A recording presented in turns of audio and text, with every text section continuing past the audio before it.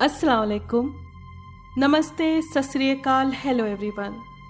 स्वागत है आपका हमारे यूट्यूब चैनल पर। 22 दिसंबर 1942 रात अंधेरी और सर्द थी। धुंध ने कब्रिस्तान को लपेटे में ले रखा था। वक्त की सुइयां 12 बजे से ऊपर जा चुकी थीं। ऐसे में दूर दूर तक कोई आवाज़ नहीं थी सिवाय गोरकन की कुदाल के। गोरकन यानी कब्र खोदने वाला। दूर कहीं किसी गीदड़ की आवाज़ ने माहौल की मनहूसियत और बढ़ा दी थी।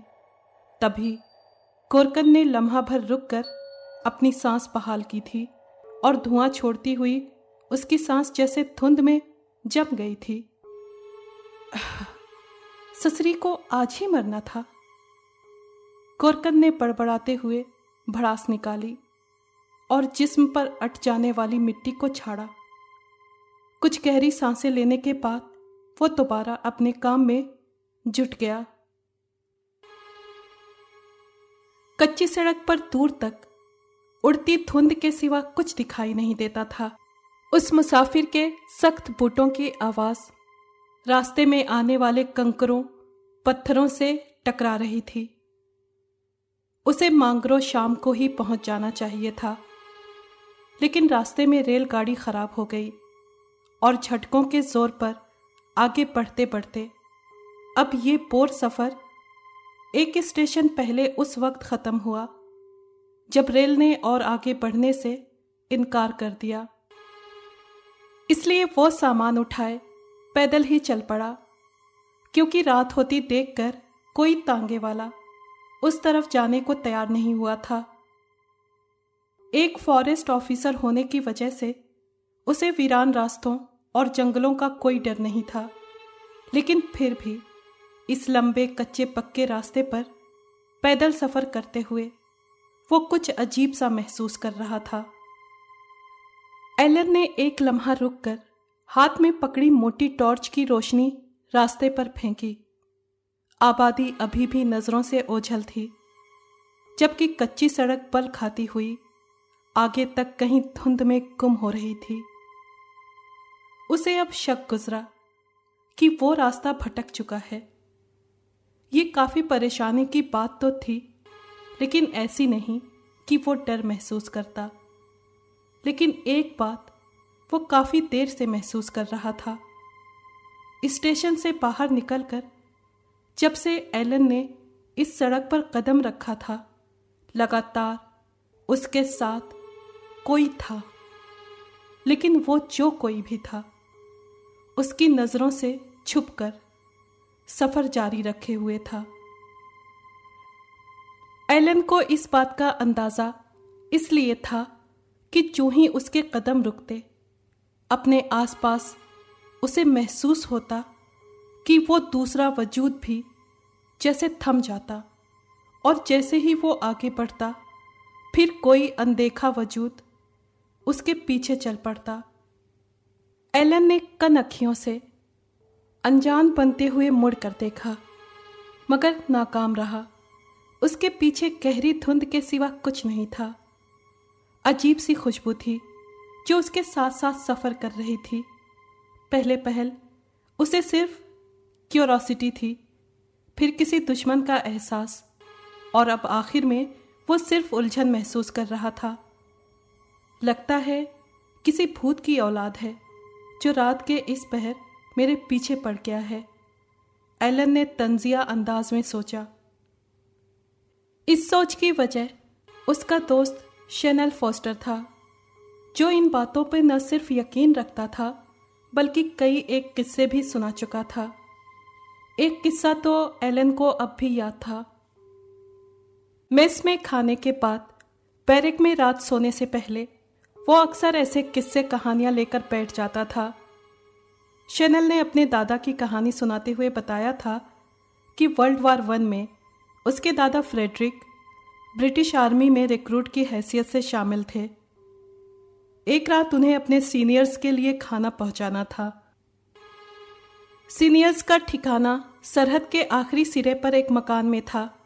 रास्ते में एक घना जंगल पड़ता था। फ्रेडरिक ने अभी जंगल में कदम रखा ही था कि तेज बारिश ने घेर लिया। हाथों में टिफिन उठाए वो पनाह की तलाश में एक गुफा तक जा पहुंचा। साइकिल उसने पीछे ही छोड़ दी थी। गुफा में बारिश से तो बचत हो गई थी, लेकिन सर्दी ने उसे कपकपाने पर मजबूर कर दिया। सो उसने बड़ी मुश्किल से कुछ सूखी लकड़ियां और घास फूस तलाश करके आग के लिए इकट्ठी करना शुरू की। उसी वक्त उसे एक साया दिखाई दिया। कौन है? वो बुरी तरह चौंक गया। मैं हूं, एक लड़की की आवाज उभरी। तुम इस वक्त जंगल में क्या कर रही हो? फ्रेडरिक ने गुस्से से पूछा। असल में वो ना चाहते हुए भी घबरा गया था। वो कोई जासूस लड़की भी हो सकती थी। मैं जंगल में लकड़ियां चुनने आई थी। मेरे घर में ईंधन खत्म हो गया था। लकड़ियों की तलाश में दूर निकल आई।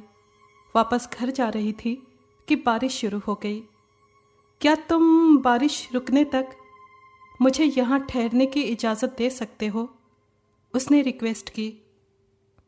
ठीक है, वहाँ सामने बैठ जाओ। उसने एहतियातन उसे दूसरी तरफ बैठने के लिए कहा था ताकि खतरा कम से कम हो। शुक्रिया रहमदिल इंसान। वो मुस्कुराकर लकड़ियों के पास बैठ गई।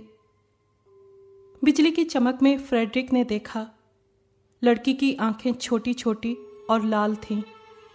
अंधेरे में बिल्ली की तरह चमक रही थीं।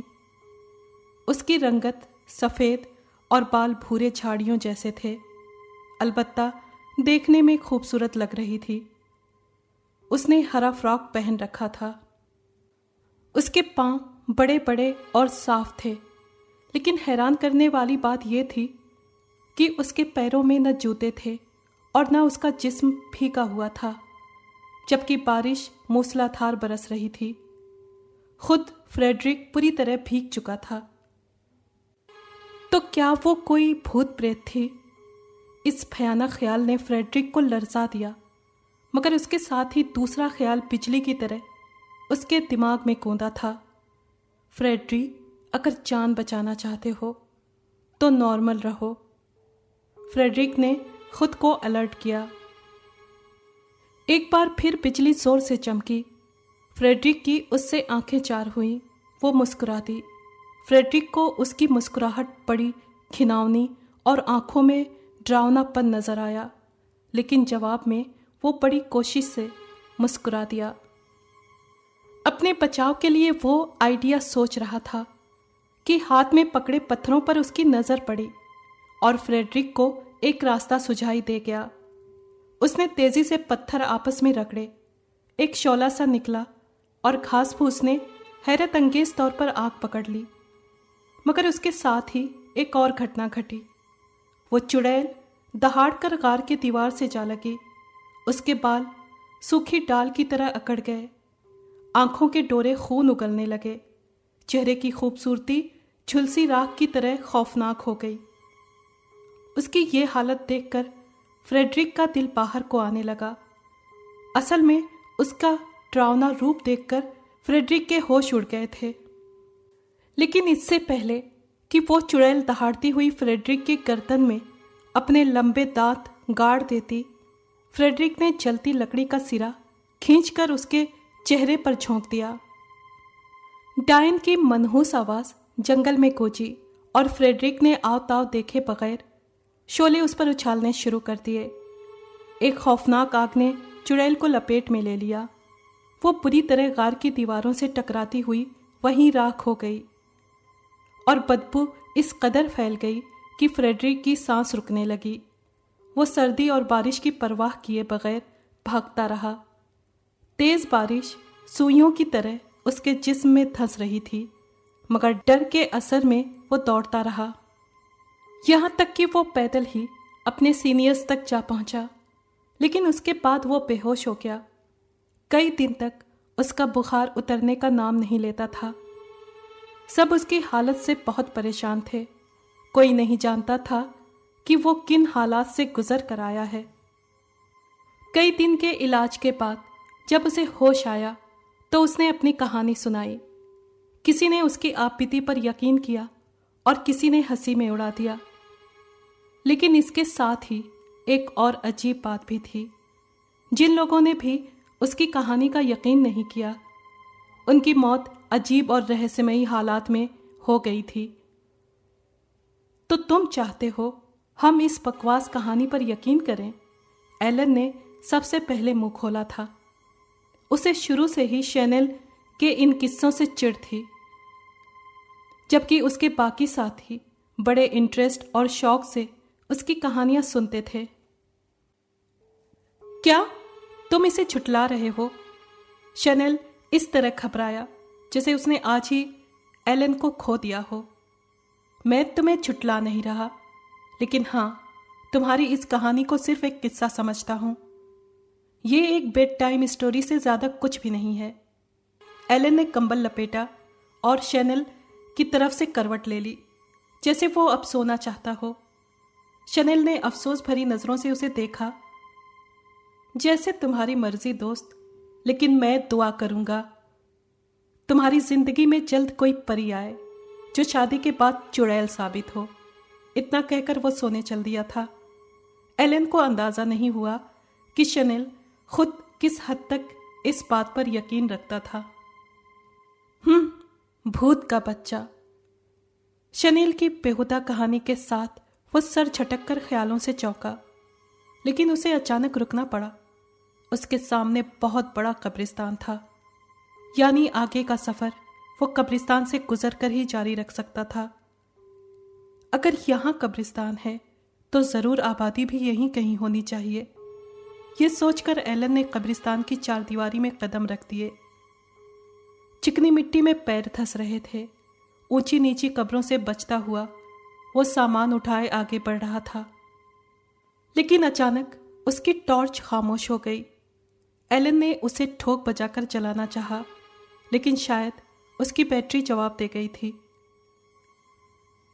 ये टॉर्च भी उसने शैनेल से ली थी और बहुत से मुश्किल वक्त पर यह बहुत काम आई थी, मगर आज जवाब दे गई थी। क्या हुआ साहब? अपने करीब अचानक मर्दाना आवाज सुनकर वो चौंक सा गया। यहां से मैंग्रोव कितने फासले पर है? एलन ने टॉर्च नीचे करते हुए पूछा।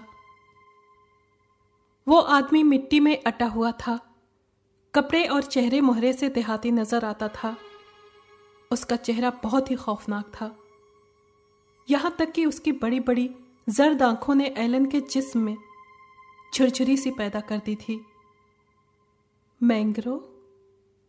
क्या मजाक करते हो साहब? यहां कहां मैंग्रोव? ये तो सारा जंगल है, जंगल।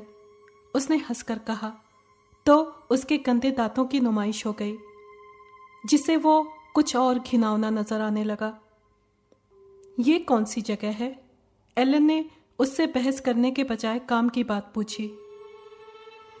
कैथलिया। मैंग्रोव तो यहां से अच्छा खासा दूर है। आपको गाड़ी करना पड़ेगी और वो सुबह से पहले नहीं मिलने वाली। कैथलिया? यहां करीब कोई आबादी है? एलन को हैरत हुई। वो यहां कहां और कैसे आ गया? यानी वो अपनी मंजिल से उल्टा सफर कर रहा था। हाँ साहब, पर वो भी 4 कोस पर है। ठीक है, तो मुझे रास्ता बता दो। एलन ने बुरा सा मुंह बनाया और बोला, इस वक्त कहाँ जाओगे साहब? पास में मेरी खोली है, रात इधर बसर कर लो, सुबह आराम से चले जाना। उसने मशवरा दिया। एलन ने एक नजर उसे गौर से देखा। गंदे संदे कपड़े उसने पहन रखे थे, जिसके बड़े बड़े जेब खाली दिखाई देते थे। अपनी तरफ देखते पाकर उसने एक और घिनौनी मुस्कुराहट एलन की तरफ उछाली थी। तुम कौन हो और तुम्हारे घर वाले? एलन के सवाल में आधी रजामंदी थी। गोरकन हूं साहब। गोरकन यानी कब्र खोदने वाला। ये कब्रिस्तान मेरा घर और यही घर वाले हैं। उसने आगे बढ़कर एलन के हाथ से अटैची लेना चाही। नहीं, ठीक है। एलन ने उसे जहमत देना गवारा नहीं किया। पुरखों से हमारा यही काम है। छोटा सा था जब माँ बाबा मिट्टी में मिल गए। मरने से थोड़ा दिन पहले बाप ने यही सिखाया था। पहले हम दूसरे गांव में रहते थे। हैजे ने उस गांव को चाट लिया। तब मेरे माँ बाप नई बस्ती में आ गए। यहाँ एक गुरकन हुआ करता था, उसने ही हमें पनाह दी। तब से यही हमारा ठिकाना है। वो बोलता हुआ उसके आगे चल पड़ा। और कितनी दूर है तुम्हारा घर? एलन ने उसकी हिस्ट्री को इग्नोर किया। बस थोड़ी दूर और, वो रुक कर बोला और फंसी हुई आवाज में हंसकर आगे बढ़ता चला गया। एलन इस बार खामोश रहा। वो दोनों नम चिकनी मिट्टी पर कब्रों के बीच चले जा रहे थे। कुछ कब्रें ताज़ा दिखाई दे रही थीं और कुछ सूख कर पक्की हो चुकी थीं। लेकिन एक बात जो एलन ने ख़ास तौर पर महसूस की, वो कब्रों की हालत थी। किसी भी कब्र की हालत खराब नहीं थी। तुम इन कब्रों की अकेले देखभाल करते हो?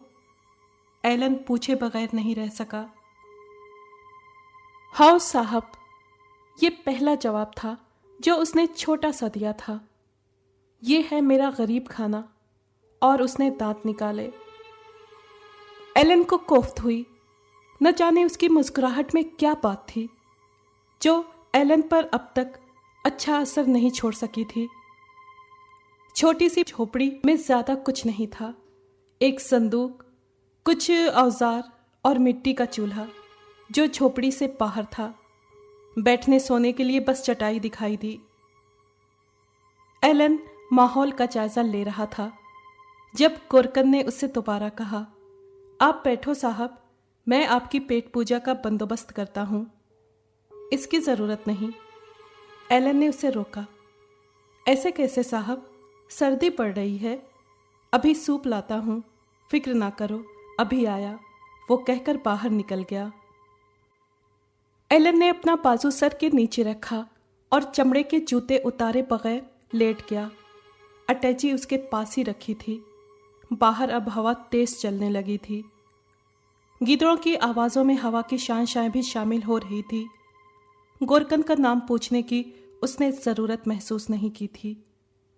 फिजा में लकड़ियों का धुआं और चटकने की आवाज़ें एलन के कानों तक आ रही थी, जो उसे बहुत बुरी लग रही थी। वो सर से हैट उतारकर मुंह पर धरे आंख मूंद कर सो गया। उसे गोरकन के सूप में कोई दिलचस्पी नहीं थी। गोरकन ने चूल्हा सुलगाने के बाद एक पतीले में तरह तरह के मसालों और पानी का मिक्सचर चढ़ा दिया। खुद पीढ़ी से उठकर झोपड़ी की दहलीज से अंदर झांका। चिराग की रोशनी में उसे साहब सोता हुआ महसूस हुआ। वो धीरे से पलट गया। उसने कुछ देर और इंतजार कर लेना मुनासिब समझा। चूल्हे पर पतीले में कुछ उबल रहा था। वो दबे कदम उठा और बेलचा घसीटता हुआ नई कब्र तक आ ठहरा। कब्र में एक लाश थी। उसने बेलचा एक तरफ फेंका और अपने जेब से शिकारी चाकू निकाला। उसकी तेज धार की चमक काली रात में धुंधले चांद के अक्स में दिख सकती थी। वो पोरे को समेटकर कब्र में उतर गया। चाकू से कफन के बंद काट डाले और बिना आत्मा की लाश के सफेद चेहरे को नरमी से छुआ। फिर एक झटके से उसकी गर्दन को धड़ से जुदा कर दिया। खून का तेज फव्वारा उसके मैले बदन को रंगीन कर गया, लेकिन किसी जानवर की तरह लाश को टुकड़ों में बांटने लगा। फिर गोश्त के टुकड़े और हड्डियां एक बोरे में डालकर मिट्टी को दोबारा कब्र की शक्ल में ढाल दिया। लोग अक्सर खाली कब्रों पर फूल चढ़ाकर लौट जाते थे।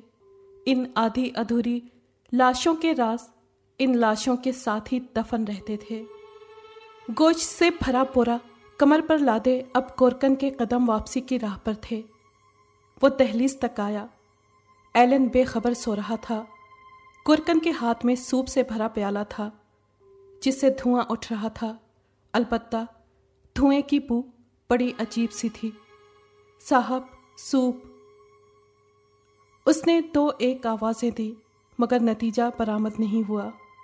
वो मुड़ने को था कि मुसाफिर की अटैची पर उसकी नज़रें गड़ गईं।